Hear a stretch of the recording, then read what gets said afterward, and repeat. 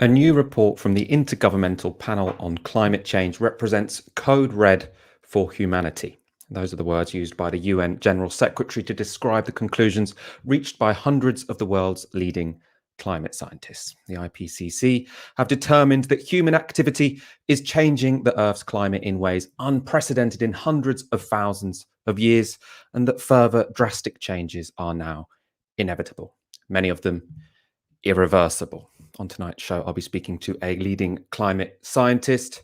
I'm also joined throughout by Dalia Gebrial. How are you doing, Dalia? I mean, not great given the news today, but yeah, I mean, I'm looking forward to discussing it and hearing some sort of sober opinions, because we've all seen the very unsober opinions that have circulated on Twitter today that Ash has had to deal with. So yeah, fighting the good fight. Tonight's show is all going to be on climate change. So I'm going to be speaking to an expert for the first half. Then me and Dalia are going to be tackling the more political angles and some of the more ridiculous interventions that we have seen today. As ever, you can tweet all of your thoughts, your comments, your questions on the hashtag Tysky or comment below if you're watching this back on YouTube. And you know the score, do make sure you hit that subscribe button.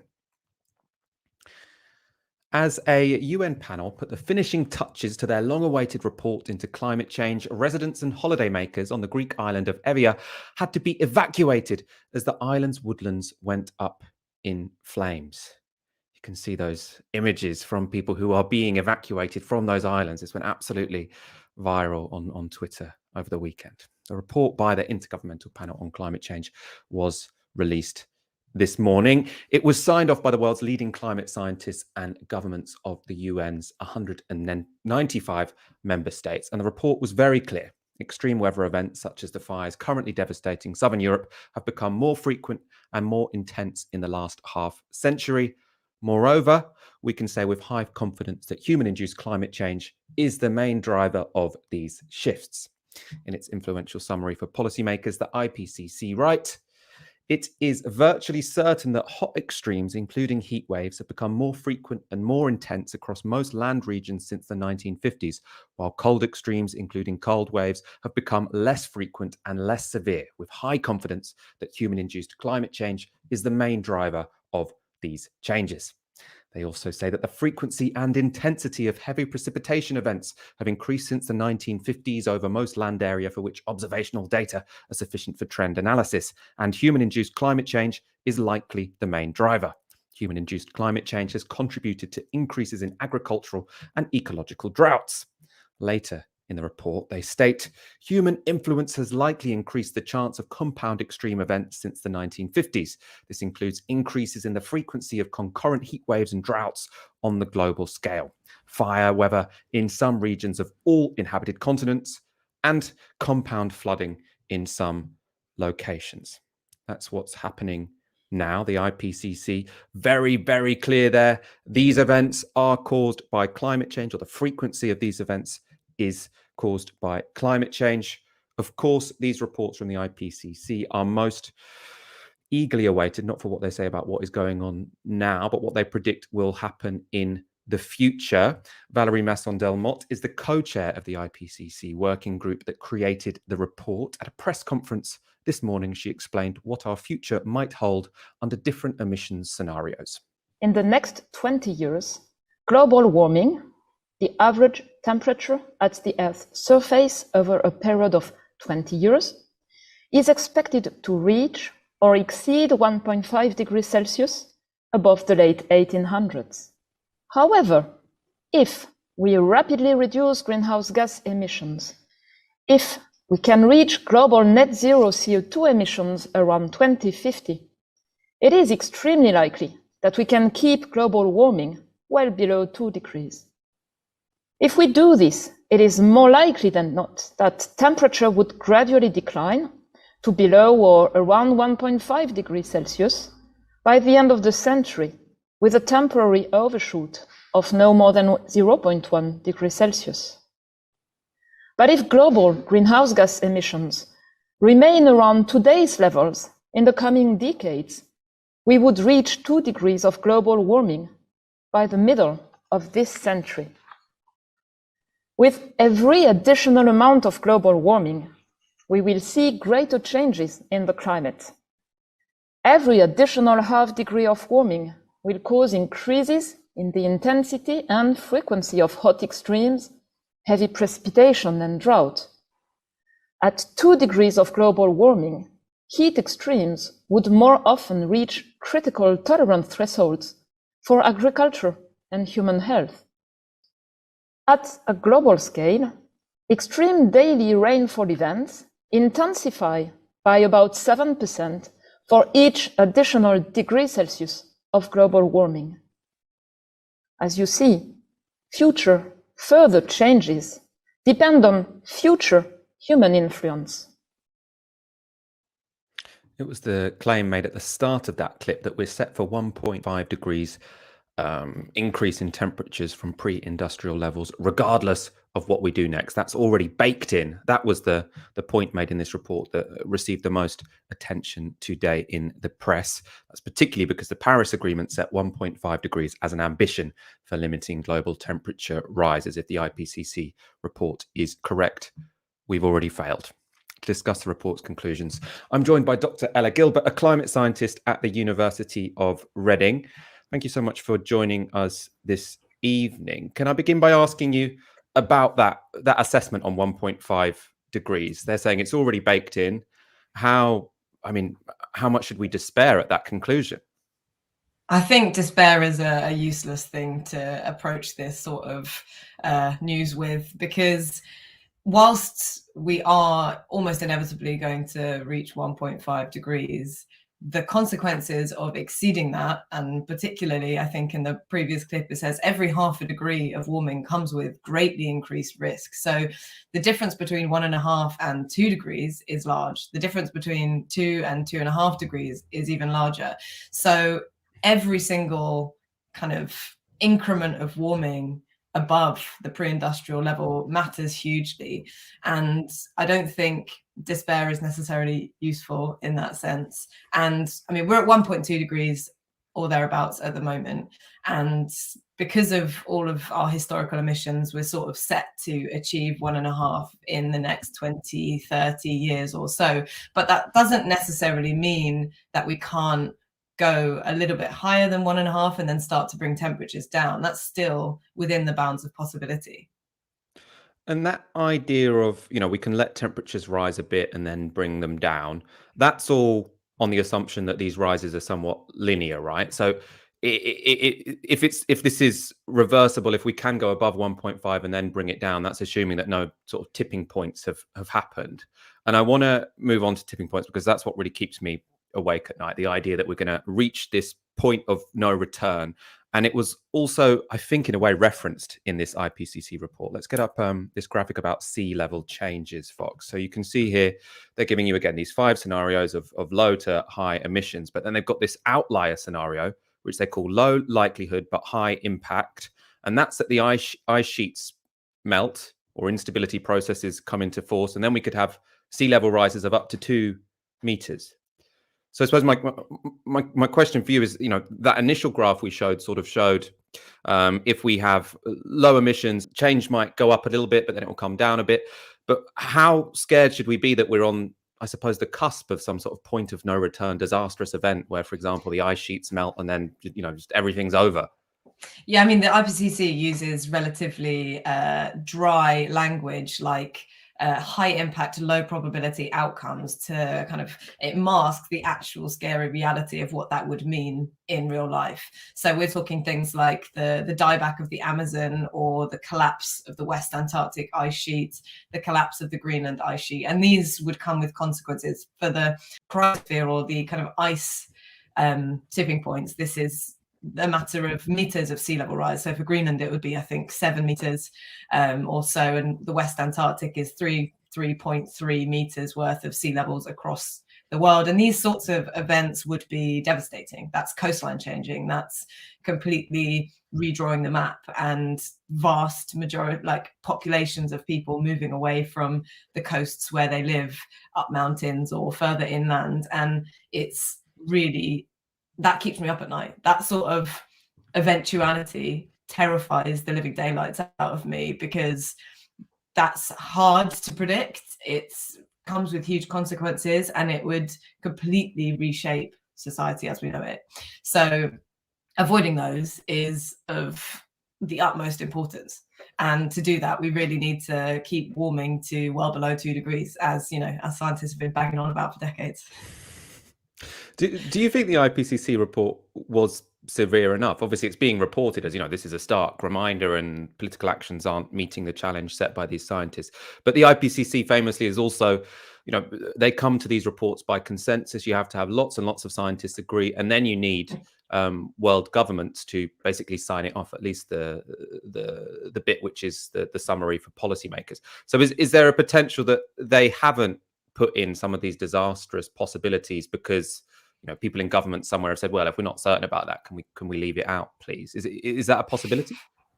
I mean, the science behind tipping points and these sorts of events is still highly uncertain. There's a lot about the uncertainty and the question marks around the science of it in the report, and it's acknowledged. And I mean, in climate science, particularly, I work in kind of polar science, and a lot of the tipping points that would be reached first are polar. So, the loss of the Arctic sea ice cover, the loss of the Greenland and West Antarctic ice sheets. And we're seeing huge amounts of disagreement in the literature, and there's less certainty around, first of all, the outcomes, how fast it would happen, the processes involved. Like, all of these things are still up for discussion in a way, because they're only starting to be represented in our climate models, which is how we kind of predict the future, if you like.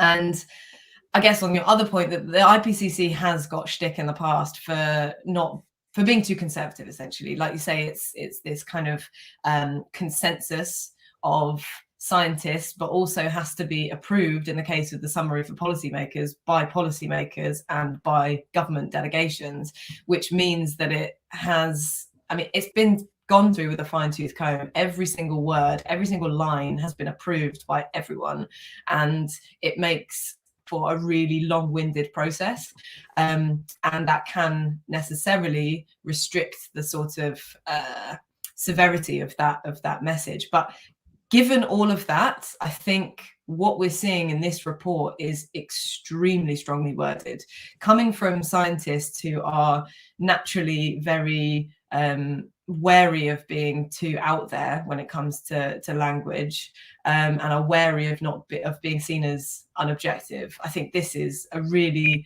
fantastically scary set of points, because it's saying pretty unequivocally that this is really scary and that we should all sit up and listen and do something about it. I've got a bit of a curveball question for you now, because something that got my attention going through the summary for policymakers was this particular breakdown of the warming effect or the cooling effect that different forms of human activity has had since the 1800s. So we can get up here. They estimate, and as you said, this has all been gone through with a very fine tooth comb, so this isn't particularly speculative stuff. Carbon dioxide has increased temperatures by around 3/4 of a degree over the past century or so. Methane has increased temperatures by 1/2 a degree, and you've also got some carbon monoxide and things like that which have increased temperatures. You've also got some things which have decreased temperatures. So mainly sulfur dioxide has reduced temperatures by 1/2 a degree. Now, me as someone who knows very little about the weather and climate, I can as well as pulling down those red columns, what about if we made those blue columns longer?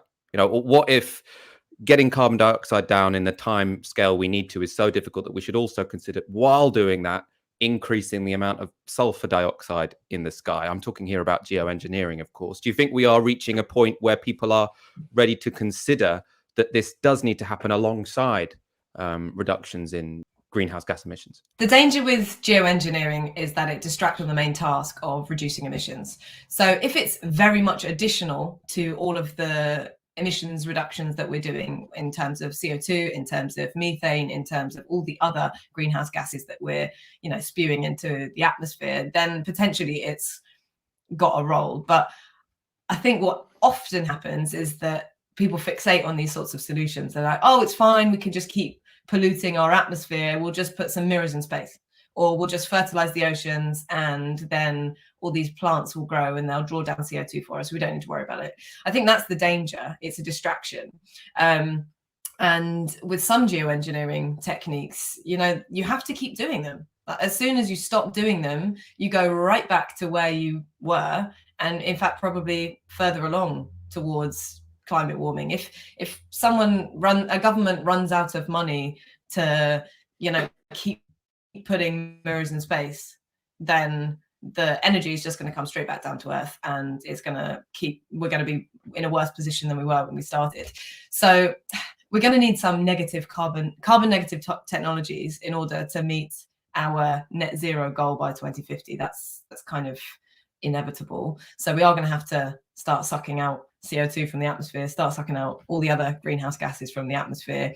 And I don't know, potentially there's a role for those sorts of geoengineering solutions, but I think ultimately it should be very much secondary to actually putting most of our efforts into reducing greenhouse gas concentrations. Let's talk about how you think government policy is matching the warnings we're getting from scientists. As I understand it, this document, this IPCC report, doesn't pertain to policies. That's a different working group. But from your perspective, and I mean, I'm sure you speak to lots of scientists who are involved in all the working groups, are any government policy sort of matching the challenge here? There's a really great website called Climate Action Tracker, and it shows you all the pledges from all the different countries of the world, consistent with Paris or not. And it shows you where, if we added up all the pledges and if all the countries actually followed through on their pledges, how much warming we would be in for by the end of the century. I think at the moment it's around 2.1 degrees. So we're not doing so well, which is why COP26, which is coming up in Glasgow in November, is so important.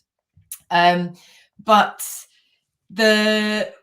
the problem is that many governments and many nations haven't said how they're going to achieve those targets. It's all very well and good making pledges, but it's actually following through on them that really matters. So where we are as the UK, I think some of it is a lot of hot air, and they actually need to put their money where their mouth is and make sure that we are on track for 1.5 degrees. We are on track for net zero by 2050, because it's never been more important, and this report shows that. And we'll have to wait to see what working groups 2 and 3, which talk about the impacts of climate change and then the solutions to climate change. We'll have to wait to see what they say. But we know enough. We know enough about the climate. We know enough about the changes. We know enough about the devastating impacts. We're seeing them in the headlines. You just have to look at the news to see the effects of climate change. So we know enough now to make a difference. There's no time like the present to start doing climate action. Dr. Ella Gilbert, that's I think a very apt note to end that interview. Thank you so much for speaking to us this evening. We really do appreciate your insight on this incredibly important topic. Thanks very much for having me. Cheers. Let's go to a tweets on the hashtag Tysky Sour. Moving to renewable and clean energy in our fight against climate crisis is a net positive in pretty much every tangible way. The fact we still need to discuss it and some outright deny its existence is an abject failure on behalf of our leaders and business classes. Now, that could be a segue to either of our next 2 stories. So we're going to be covering a lot of those points in the stories we have coming up. Robert with a 5. Hello from the US, where we don't speak English, but we come damn close. Keep up the good work. I think it's definitely close enough for me. Let's go on to our next story. I think we can get an image up for this one. The COP26 climate talks will be a key moment in the fight to limit catastrophic climate change. And because they're held in Glasgow, the UK government has an extra large responsibility to make sure they go to plan. Alok Sharma is the Tory minister in charge, and this weekend he gave an interview to The Observer. In the interview, Sharma told the paper that the consequences of failure at COP26 would be catastrophic. He said, I don't think there's any other word for it. You're seeing on a daily basis what is happening across the world. Last year was the hottest on record. The last decade, the hottest decade on record.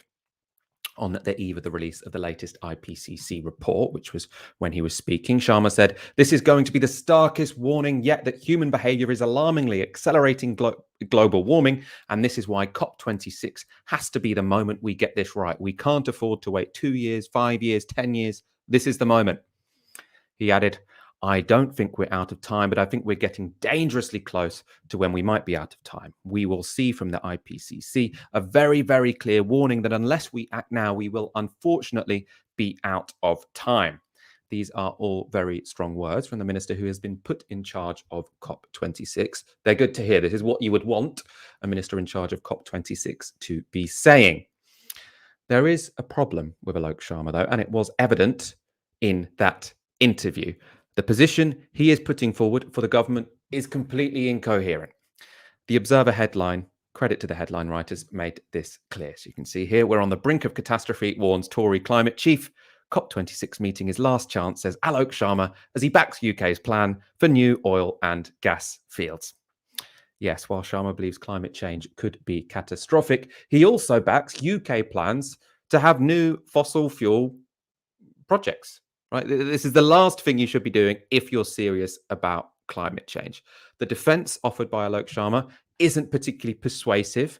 So this is what he said on the plan to open new oil fields in the North Sea.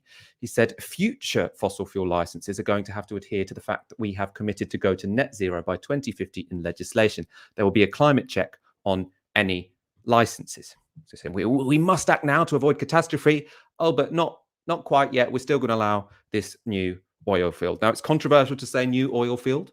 I mean, it is a new oil field, but the government's excuse, their opt-out is to say, oh, no, this isn't a new oil field. This is an extension of an existing one. And they say because it's an extension of an existing one, it doesn't have to meet these supposedly stringent requirements that the government have set for new oil fields. So it's going ahead anyway. Also important to note, it's not just lefties like us at Novara Media who are opposing this. The International Energy Agency, so that's the global energy watchdog, has said that all fossil fuel exploration and development must cease this year to have a chance of limiting warming to 1.5 degrees Celsius. The ongoing role and response of the UK and other countries in Europe and North America to climate breakdown has been the biggest scandal of the 20th and the 21st century. And, I completely agree with Dr. Ella. The issue here is not a deficit of scientific knowledge. The IPCC told us in 2018 that we have 12 years to limit climate catastrophe, which I think is, probably quite a generous number. And we are a quarter of the way through those 12 years now. And what do we have to show for it? Ken Saro-Wiwa knew in the 1990s that the lack of political action and the ongoing chokehold that the fossil fuel industry has over our political processes is an urgent emergency. So the issue isn't lack of reports. It's not a lack of understanding. It's a deficit of political strength, and it's a deficit of political will. And that is what we see by the kind of giving with one hand and taking with the other that we're seeing with Alok Sharma. And what he's giving is very minute. What he's taking is very, very considerable.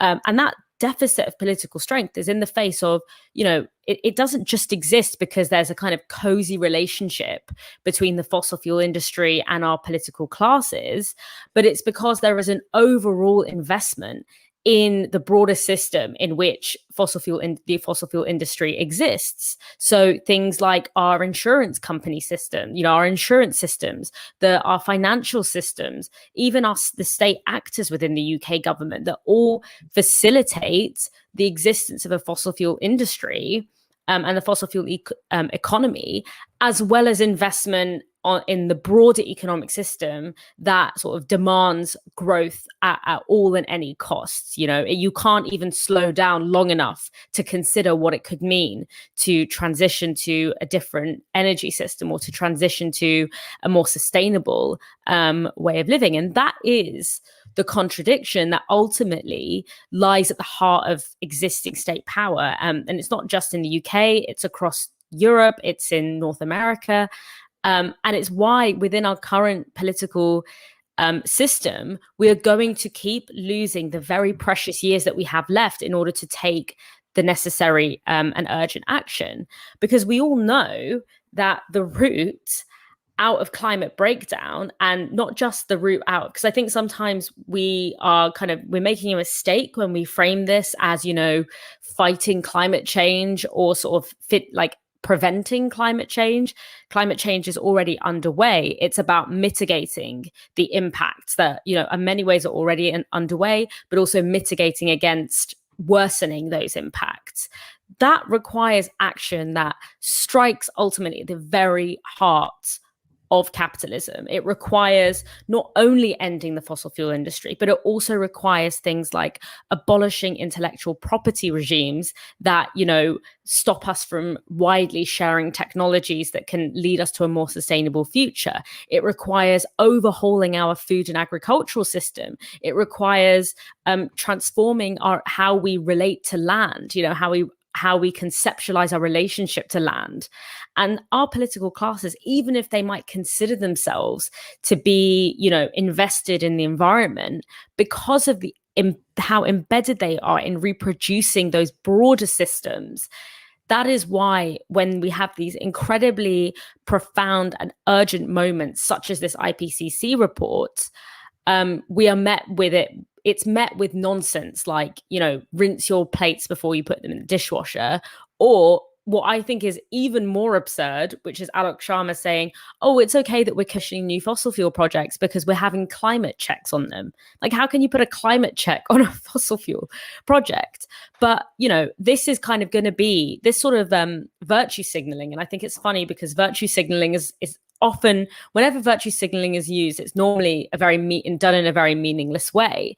But it's actually the only way that you can accurately describe the UK government's approach to climate breakdown, because it's signaling that there's an issue as if all that is at stake is, ticking the box on the political soundbite checklist, and then behind closed doors, literally making the problem worse, and not only making it worse by commissioning new fossil fuel projects within the UK, but making it worse by enabling the financial and political infrastructure that makes the fossil fuel industry possible, much of which is located within the UK. So even if the fossil fuel projects themselves aren't necessarily taking place within the UK, which of course we know they still are, the decisions and the political ability and the financial ability to do so is taking place on UK land and within UK jurisdiction.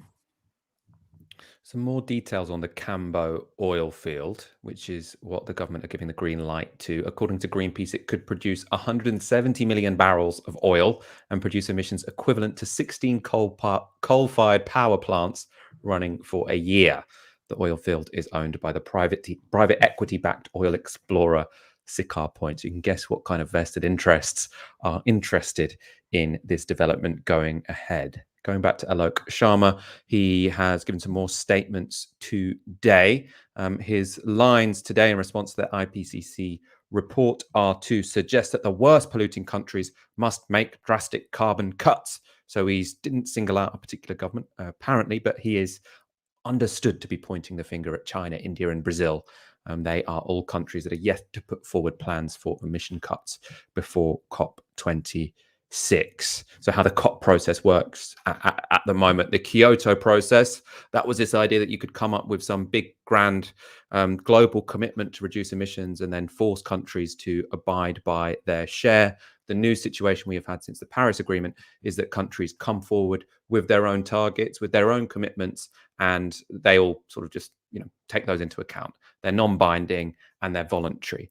What is being suggested here by the likes of Alok Sharma is that essentially some countries aren't pulling their weight because they haven't come forward with their commitments. That's countries like China, India, and Brazil.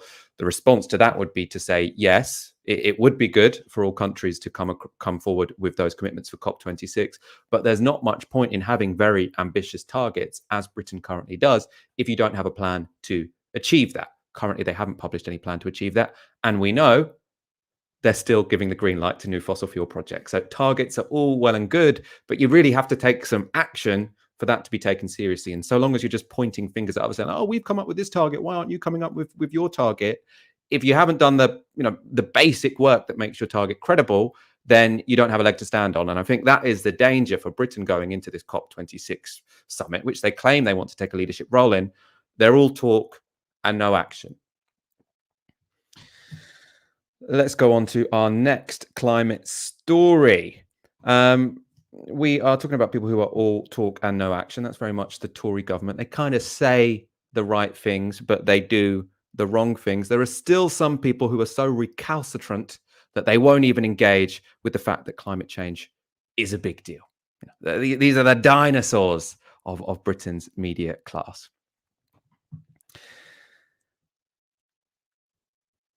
Ash Sarkar is not on tonight's show, but she is going to make an appearance because she this morning took on Mike Parry, a former journalist at The Sun and The Express, who more recently had a radio show on Murdoch-owned Talk Radio. They were discussing the new IPCC report, which is telling policymakers how serious climate change is, how urgent action is now more necessary than ever. Mike Parry wasn't convinced. Ash had to tell him what was... I mean, had to put him back in touch with reality. Let's take a look. It's all very well us doing our bit, but we're responsible for 1% of the world's emissions, OK? But Russia, China, India are all actually stepping up their emissions by using more fossil fuels. China have just discovered in Inner Mongolia, which is why they're so horrible to the Mongol people, billions of tons more of coal, and they're going to use it. They're opening a new coal-fired power station about once a month somewhere in China. Now, I know you can say, well, OK, but we're still going to do our bit. But are we putting enough pressure, and will we, at the COP26, on other nations, massive nations, using all these fossil fuels to do their bit? Because if we're doing our bit, but it's so tiny compared to the rest, it's pointless. So no point in us because we're so small. I'm sorry, but that is a load of faff. One of the things that Britain can do is introduce legislation tomorrow which would stop British banks from financing fossil fuel projects. So while you're right, we have been decreasing our emissions, but there are still plans for new oil and gas fields in the UK. This is the controversy around Cambo, just off the coast of Scotland. Yes. You've also got these plans for a new coal mine in the northeast. Yep. This is suicidal of the government. It's absolutely suicidal. And it also doesn't... Wait, hang on. I'll let you have a go. I'll let you have a go. Sure. Right? It also doesn't make economic sense. All right? You're going to have to shut these things down if we want to manage global temperature changes to within a reasonable level. What the report says today is that we are at code red for humanity. It's going to be 1.5 degree increase in temperature by 2030. We're at 1.2 now, and we're already seeing fires across Greece and Turkey, fires in Italy, flooding in Germany and London. Yeah. But So think about what it's going to cost if we don't take action, Mike. But these are all models. This is not fact yet. What you're doing is predictions. This is fact, because what we can see now, and one of the things the models haven't taken into account, if you read the work of Simon Lewis at UCL, a really, really important climate scientist, is that what none of these models have taken into account is that the impact of extreme weather events is happening much sooner than the models. It does seem to be, Mike, as well. Well, listen, Ash, will you be aware of a chap called Michael Schellenberger, who was described by Time magazine a hero of the environment? He's just written a new book called Apocalypse Never. Have you read it? No, have you? Have you read it? No, have you? So you're recommending a book you haven't read? No, I've read the review of the book because this is what I went to look for. That's the same thing. That's fine. That's fine. Yeah, thank you. So continue about the book you haven't read. And what he says is that actually it's all massively exaggerated. This guy was a campaigner for change, and now he says it's not happening. The other thing is, look, I'm sure there are lots of people who make a really good living denying the scale of the climate. And there's lots of people who make a really good living for money and for attention. No, frightening us to death. The facts are incontrovertible. We are seeing the effects of global heating now, and there are people like you who, quite frankly, do a disservice to the people of this country. No, I don't. By lying to them. I'm not lying to anybody. Climate no, come on, Ash. Have you read the book? Is such a good line. I have so much respect for Ash every time she goes on mainstream media. That's so disarming. Have you read the book? He hasn't read the book. Let's break down some of those arguments. Obviously, Ash did a great job. We have the benefit of Google, so we can go through them with a fine tooth comb as well. Worth noting, for our show about the IPCC report, we got a leading climate scientist. The Jeremy Vine Show decided to get a former journalist at The Sun and current host on Talk Radio, someone who didn't know their stuff really at all. I don't think he was informing their audience very much. Let's go through some of his arguments. He was making there a classic argument against action in the West, an argument for climate inaction, essentially, saying that whatever we do in Britain, it's completely irrelevant because it's other countries who have all the responsibility for climate change. Why should we change what we're doing when we're only 1% of emissions? On the face of it, could seem persuasive. It's actually, I mean, it's bullshit, right? Let's look at who is actually responsible for climate change, because when you look at historical emissions, and obviously we benefit from the fact that we emitted so much carbon over the last century, because that's why we're so rich, why we're so wealthy. And when you look at it historically, obviously the climate doesn't care, particularly when the carbon was emitted. It stays that around for centuries. It is Europe and the United States, Europe and North America, who have the most historic responsibility. The EU 28, so when this was made in 2019 by Our World in Data, so the EU 28 included the UK, now has a population of 500 million. Its historical responsibility for climate change is 22% of total emissions. China, who he tries to single out, a population of 1.4 billion, historically they've created only 12.7% of emissions, half the amount of Europe. India, he also tried to single out India, remember, a population of 1.3 billion people. Historically, they have emitted only 3% of global emissions. Then you have someone like him saying, oh, it's got nothing to do with Britain. The problem is India. The problem is China. The problem really isn't India. You know, and how can you possibly be asking developing countries to play a role in combating climate change, which we need them to do, by the way, because even though, yeah, we shouldn't have emitted all that carbon, we do now need all countries to reduce their carbon levels at whatever phase of development they're at. That's why we should be pumping money into governments in these countries so that they can have green growth instead of dirty growth. But they are not going to take kindly to people in the West saying, oh, climate change, it's your fault, because, well, they know it's not true. The point about China he made, he is kind of right about new coal. China is building 60 new coal power plants. That is very, very bad. Pressure should be put on them to stop doing that. Apparently, they have quite a powerful coal lobby in the country. It is not as simple as he was suggesting, though, because as well as developing new coal, which is unforgivable, China also has more than a third of the world's installed wind and solar capacity. That doesn't just matter for China. It matters for the whole world, because they, by, developing these technologies, actually made them affordable enough for everyone else to use. It's because of China that solar and wind power is now very, very competitive. The last thing we'll point out is the book he cites, but which he had never read. It's by Michael Schellenberger. He isn't a climate scientist. He is a former PR executive. I, like Mike Parry, have not read the book, so I can't give you an honest rundown of what it said. I did look for some reviews, though. In the Yale Climate Review, Peter Gleick, who is an actual climate scientist, unlike myself or Mike Parry, he described it as filled with bad science and bad arguments, which is deeply and fatally flawed. Of course, we shouldn't get distracted by reviews and counter-reviews of some book by a contrarian. We have already a document which shows us what is the current consensus among climate scientists. It's the IPCC report. It was released today. It's the kind of thing that the likes of Mike Parry are trying to distract from. And that shows that there is an overwhelming consensus among the world scientists that human-caused climate change is happening. Its effects are incredibly extreme. Whatever a right-wing talk show host who read a review about a book by a PR executive might like to say.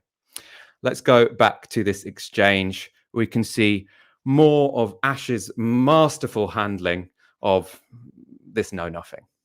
By lying to them. Okay, I'm not lying to anybody. No, come on, Ash, I'm not lying. What I'm saying is I'm trying to weigh up the evidence on one side or the other. Yeah, I should have working class family. There is a 90 to 95% consensus on scientists that the effects of global heating are real, that there's irreparable damage being done to the earth now. Denier. And it is poor families across the world who are suffering the worst now. Hang on. The issue here is whether in Britain we should make sacrifices that the Chinese won't make. Exactly. So what I said is that we can apply more pressure to Chinese governments, India, to Russia and to Brazil. They won't take the slightest bit of notice. Wait, hang on 1 second. One of the things we can do is we can stop British banks from funding overseas fossil fuel projects. Yes, we can introduce the legislation tomorrow. The second thing we can do is wean ourselves off the reliance of exports which come from these big polluters. Because while we have decreased our own carbon emissions, we've in fact just kind of negatively offset them by buying so much from other countries. So So we need Absolutely. to become a lot more self-sufficient as a So that's nation. buy less on Amazon from China. And then the third thing That's that not we gonna can happen. do, the third thing we can do is use the state as a means to support a just transition.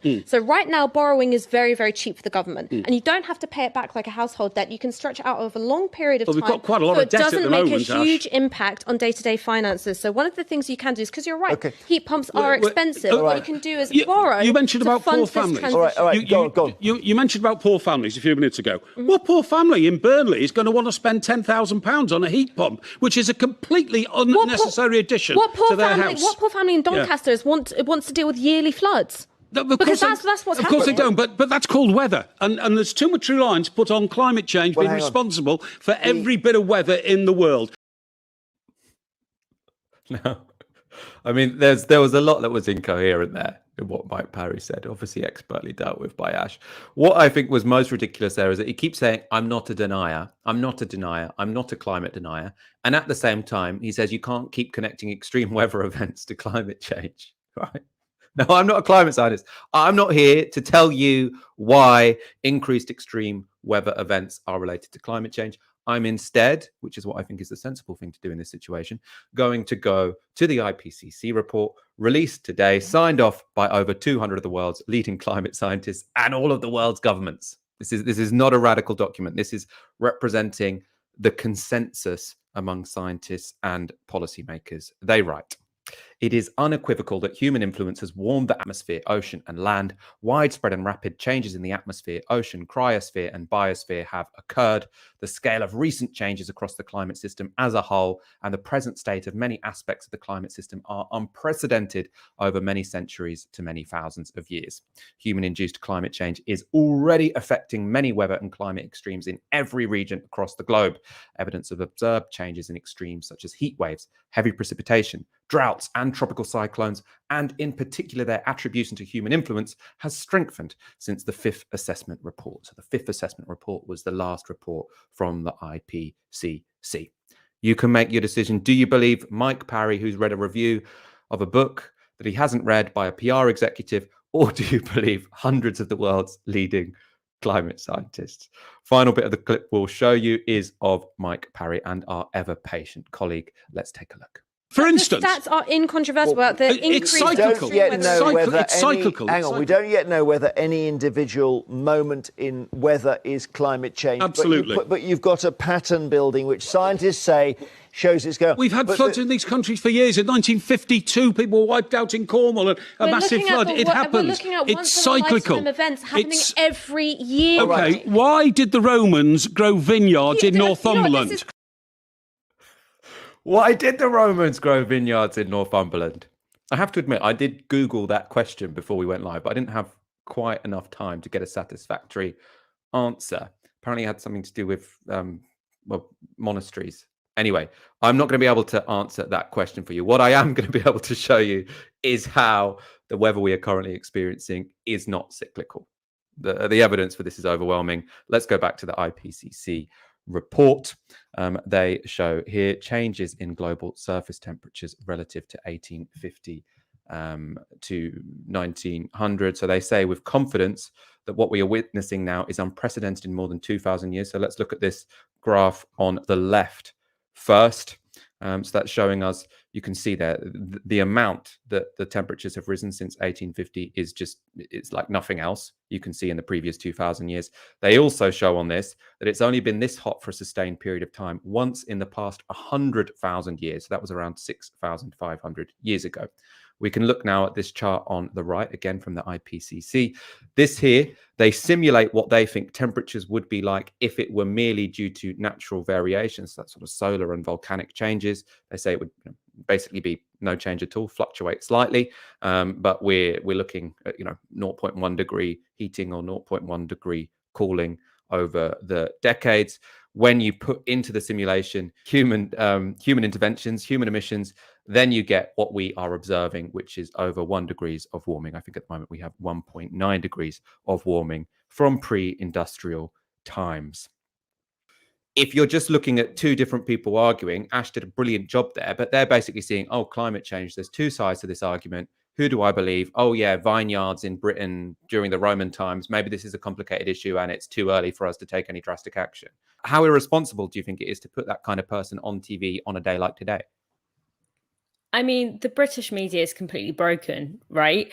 Like, the discussion that we should be having now is not whether this report by consensus that matches several other reports by consensus that, you know, as you've outlined, that humans are responsible for global heating, and that global heating, global warming is going to have these impacts going forward. The conversation that we should have been having is, okay, we know what we need to do, as you know, Ash outlined in that clip. How are we going to get there? What are the concrete steps? What are the concrete things that we can do in order to put pressure on our government and have concrete demands on what our government should be doing to get us there?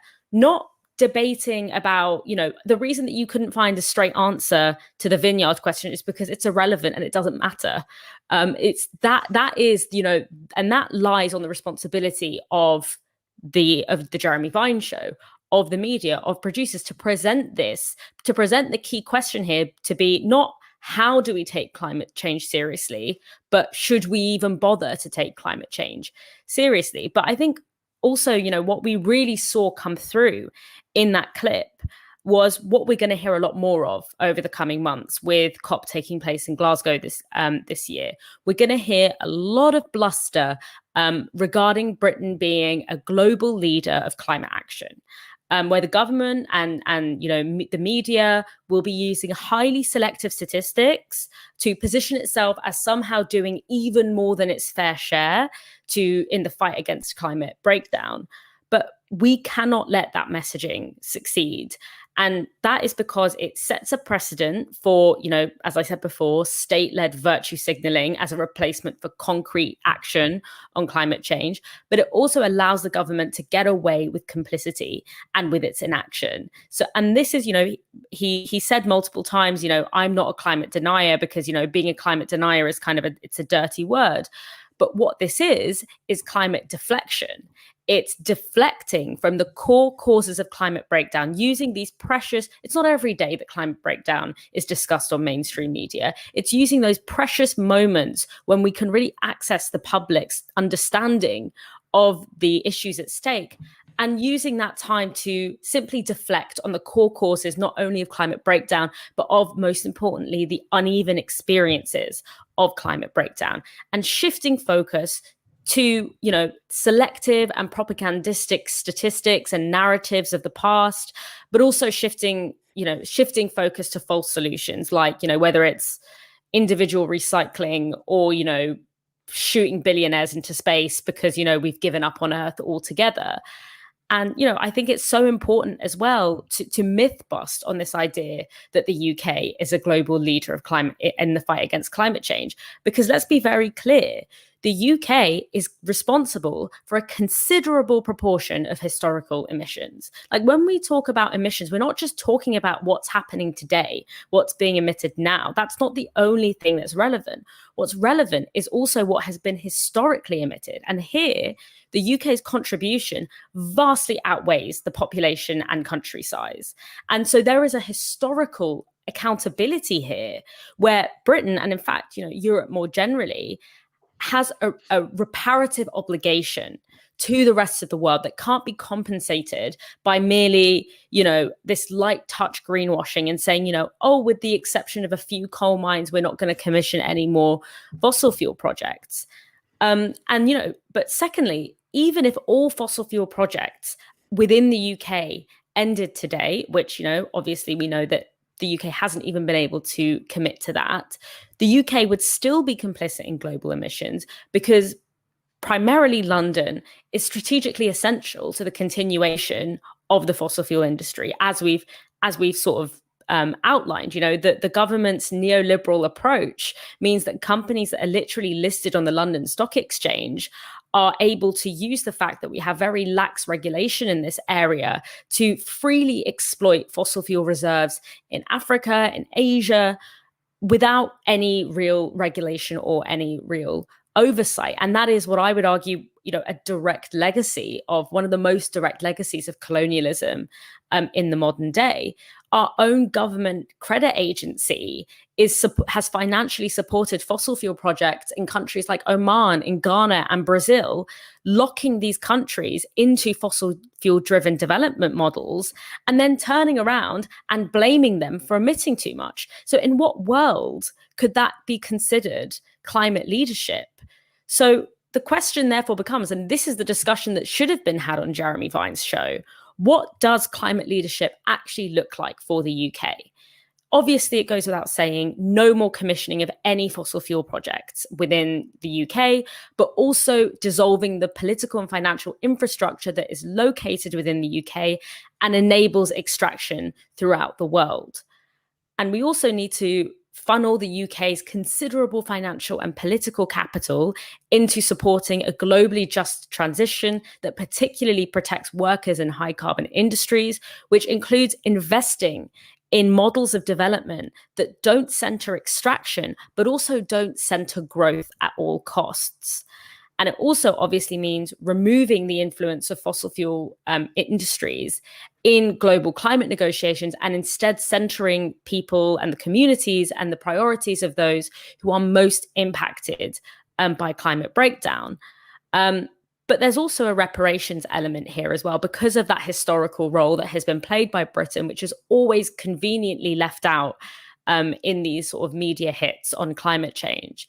And it's because of that historical obligation of European and North American states. We need to be providing the financing necessary for countries of the global south who contributed the least to climate change and yet are facing its most brutal consequences to mitigate against the impacts of climate change. This includes it does include transitions of wealth from the north to the south in order to provide for this mitigating infrastructure. But it also means things like abolishing intellectual property laws that prevent the technologies that we need in order to mitigate against climate breakdown. It prevents those technologies from being widely, reproduced and widely available for all those countries that need it.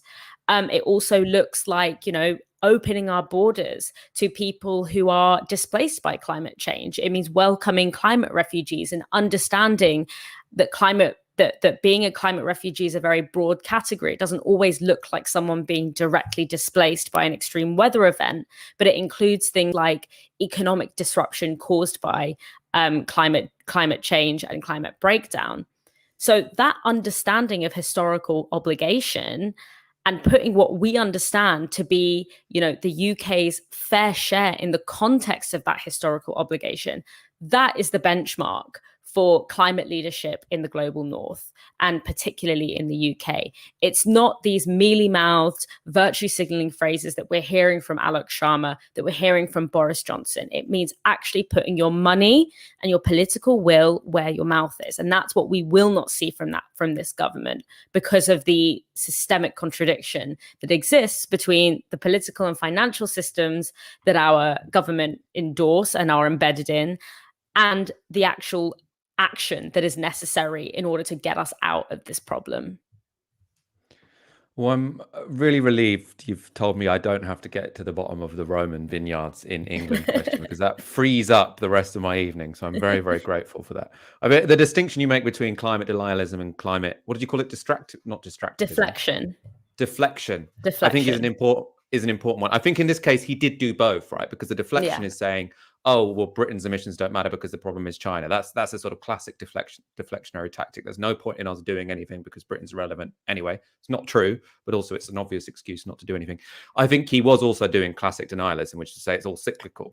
It's just the weather. The weather just changes. So that's a real he tried to do sort of a polite deflectionism, but Ash pushed him to the logical end of what he was saying and forced him to say what he really thinks. The mask came off.